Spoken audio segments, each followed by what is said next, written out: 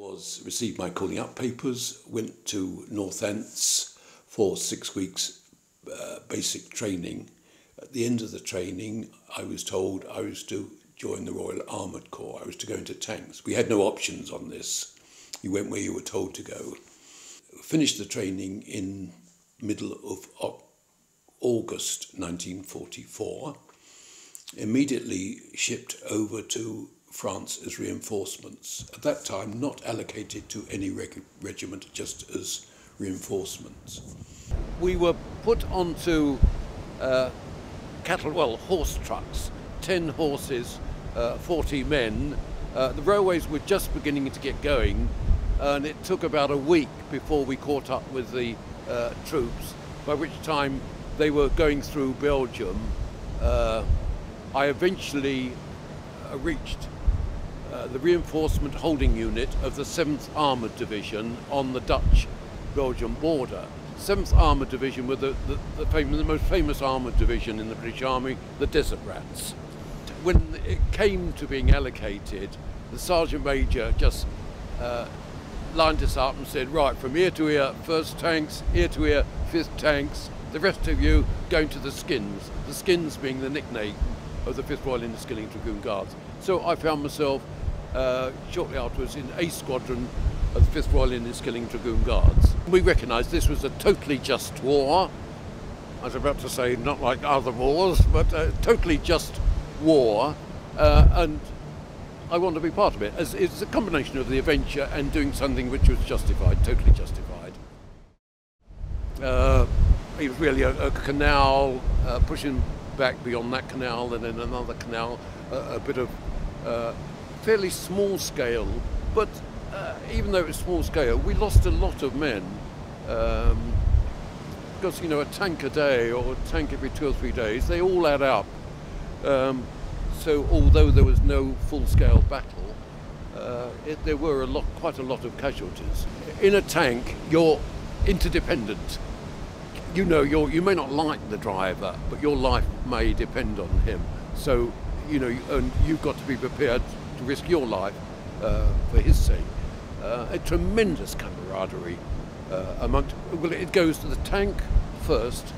It's a series of circles. Your troop second, your squadron third, your regiment, and then the rest of the British Army. We were over the other side of the Rhine. We had been waiting in the woods near Xanten to cross. In other words, we were waiting for the engineers to erect the pontoon bridge. And on either the 26th or the 27th, during the morning, we got the signal to move off. We were the first British unit. And we were in either the 4th or the 5th tank, actually, to cross. It was a bit nerve-wracking because the weight of a tank is, 32, 35 tons. And if we looked ahead at the tank in front, it was about an inch. It seemed to be about an inch above the water because its weight took the pontoon right down. And there was desultory shelling by the Germans. Obviously, they had no observers and they couldn't see where it was landing, which was just as well. But I thought if, by sheer bad luck, a shell landed on the join between 2 pontoons, we'd all go down to the Rhine, actually crossing the Rhine. This was the real borders of Germany. We were into the heartland of Germany, and we could see the end of the war. But also the pleasure when we actually nosed up this side and we were on firm land again. Once we crossed the Rhine, we didn't know where the German army was, so we advanced as fast as we could, line ahead. A whole squadron of tanks got the same line, which meant that the leading tank was vulnerable and to a certain extent expendable, because if we met resistance, it was the leading tank which copped it. And if we met resistance, we would dispose and get rid of the resistance or overcome the resistance. On this occasion, my tank was leading tank. We took it in turns to be leading tank. And we had just taken the small town of Bassum, and we emerged through a little wood to the north of Bassum. And I was in the turret with the head out, observing left and centre, and my sergeant would be observing right and centre, and we both saw some activity in a copse maybe 500 yards ahead, and he waved for me to get down and release the safety catch on the big gun and get an armour-piercing shell. So I didn't actually see when the 88mm gun fired, but apparently they were disturbed. It was a bad shot. It ricocheted off the ground, missed us and hit the tank behind where my troop leader was, and killed him. So it's doubly poignant for me. A really good man, a superb troop leader, should be killed by a shot that was really an accident. He was rather unusual. He was he'd only been with the regiment comparatively short time. I mean, he was only 1 year older than I was. I discovered that to my great surprise when we found out where his grave was, because I always assumed he was about 25, 26. He'd seen 2 months more action than I had, which made him a veteran and totally mature and self-confident. And he really was a first-class officer. You have to remember that in a tank, within a tank and a tank troop, there's quite an intimate relationship, interdependent relationship between all members of a tank crew or tank troop. And your officer is your officer. He was telling me once that he had nightmares because the wireless operator on another tank he'd been on earlier, a few weeks earlier, had been killed by a shot ricocheting off the ground, coming up across the top of the turret and hitting his head. And he was killed in exactly the same way.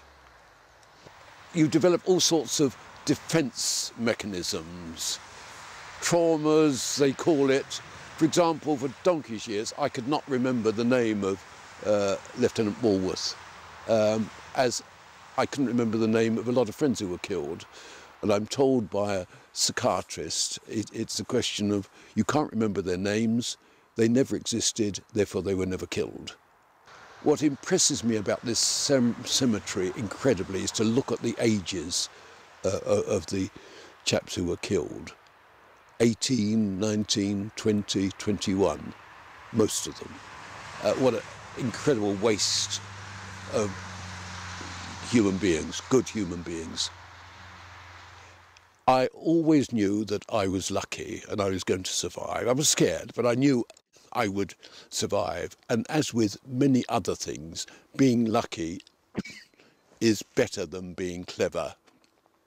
And it's inevitable that the lucky people survive and some of the very good, probably better, unlucky people do not survive. It's as simple as that. I have been lucky and survived, whereas good people did not survive.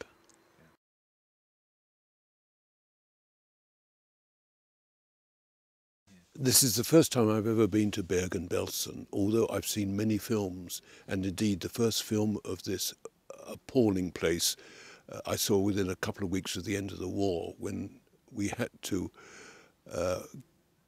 round up all the adults in a village near the Kiel Canal and show them a film, because at that time many Germans wouldn't believe the existence of such places, so we convinced them with these films.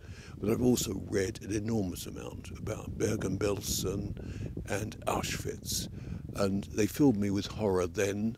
I've been to Auschwitz, equally horrified, and I'm equally horrified to actually see this place, although I've seen the film and I thought I knew everything about it. You have to be actually on the spot to realise the intensity of the degradation that people